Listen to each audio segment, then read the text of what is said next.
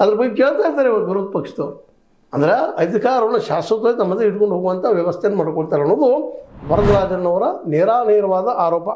ಮುಂದೆ ಇನ್ನೊಂದೇನಪ್ಪ ಅಂತಂದ್ರೆ ಇಲ್ಲೇ ವಿಶೇಷವಾಗಿ ಇವತ್ತೇನಾಗಿದೆಪ್ಪ ಅಂದ್ರೆ ರಾಜಕೀಯದಲ್ಲಿ ಹಣಬಲನ ಆಗಿದೆ ಅಂತ. ಹಣಬಲ ಆಗಿದ್ದರಿಂದಾಗೆ ರಾಜಕೀಯ ಹಣ ಇದ್ದವ್ರ ಫಲ ಆಗ್ತದೆ. ಇವತ್ತು ಎಲ್ಲ ಪಾರ್ಟಿಗಳು ಅತಿ ಹೆಚ್ಚು ಈ ಒಂದು ಪಾರ್ಟಿ ಫಂಡನ್ನು ಪಡೆಯುವಂಥ ಪಕ್ಷ ಯಾವತ್ತಪ್ಪ ಅಂದ್ರೆ BJP. 85% 85% ಪಾರ್ಟಿ ಫಂಡ್ ಒಬ್ಬರಿಗೆ ಬರ್ತದೆ. ಹೀಗಾಗಿ ಆ ಹಣವನ್ನು ಎದಕ್ಕೂ ದುರುಪಯೋಗ ಮಾಡ್ಕೊಳ್ಳೋ ಸಾಧ್ಯತೆಗಳಿದ್ದಾವೆ. ಅದರಿಂದಾಗಿ ಸಹಿತ ಇವತ್ತು ನಮ್ಮಲ್ಲಿ ಪ್ರಜಾಪ್ರಭುತ್ವ ಹಾಳಾಗಿ ಹೊರಟದ ಅನ್ನುವಂಥ ಮಾತನ್ನು ಹೇಳ್ತಾ ಇದ್ದಾರೆ. ಅದೇ ಕಾರಣಕ್ಕೆ ಡೊನಾಲ್ಡ್ ಟ್ರಂಪ್ ಅವರು ಇವತ್ತಿನ ಆಡಳಿತದ ಬಗ್ಗೆ ಮಾತಾಡ್ತಾ ಇದ್ದಾರೆ, ಇಲ್ಲಿದ ಬಗ್ಗೆ ಮಾತಾಡ್ತಾ ಇದ್ದಾರೆ. ಅಂದ್ರೆ ಇವೆಲ್ಲರೂ ಚೇಂಜ್ ಆಗಬೇಕು.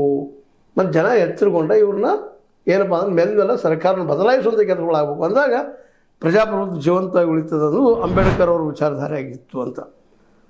ಮತ್ತು ಇನ್ನೊಂದೇನಪ್ಪ ಅಂತಂದ್ರೆ ಅಂಬೇಡ್ಕರ್ ಒಂದು ಕಡೆ ಹೇಳ್ಕೊಳ್ತಾರೆ, ನಾಯಕ ಪ್ರಶ್ನಾತೀತನಾದಾಗ ಪ್ರಜಾಪ್ರಭುತ್ವ ಇಕ್ಕಟ್ಟಿಗೆ ಸಿಲುಕುತ್ತದೆ ಮತ್ತು ವ್ಯಕ್ತಿ ಪೂಜೆ ಆಗಬಾರ್ದು, ಅವ್ರು ಹೇಳಿದ ಸತ್ಯನಂತ ಆಗಬಾರ್ದು. ಆಯ್ತಂದ್ರೆ ಅದು ಡಿಕ್ಟೇಟರ್ ಆಗ್ತದೆ ಅನ್ನುವಂಥ ಮಾತನ್ನು ಅಂಬೇಡ್ಕರ್ ಅವರು ಹೇಳಿದರು. ಆದರೆ ಇವತ್ತು ಅವ್ರ ಮಾತನ್ನು ಯಾರೂ ನೆನಪಿಸ್ಕೊಳ್ತಾ ಇಲ್ಲ. ಅದೇ ಕಾಲಕ್ಕೆ ಇತ್ತೀಚೆಗೆ ಅಂಬೇಡ್ಕರ್ ಉತ್ತರ ಪ್ರದೇಶದಲ್ಲೇ ಮನುಸ್ಮೃತಿ ಸುಟ್ಟ ಯುವತಿಯ ವಿರುದ್ಧವೇ ಪ್ರಕರಣ ದಾಖಲಿಸಲಾಗಿದೆ. ಮನುಸ್ಮೃತಿಯನ್ನು ಸುಟ್ಟಿದ್ರು ಅಂಬೇಡ್ಕರ್ ಅವರು. ಅದೇ ರೀತಿಯಾಗಿ ಎಲ್ಲೊಬ್ಬ ಯುವತಿ ಸುಟ್ಟಿದ್ದಕ್ಕಾಗಿ ಅವರಿಗೆ ಇವತ್ತೇನಾಗಿದೆಪ್ಪ ಅಂದ್ರೆ ಅವಳ ವಿರುದ್ಧ ಪ್ರಕರಣ FIR ಹರಿದಿದ್ದಾರಂತ.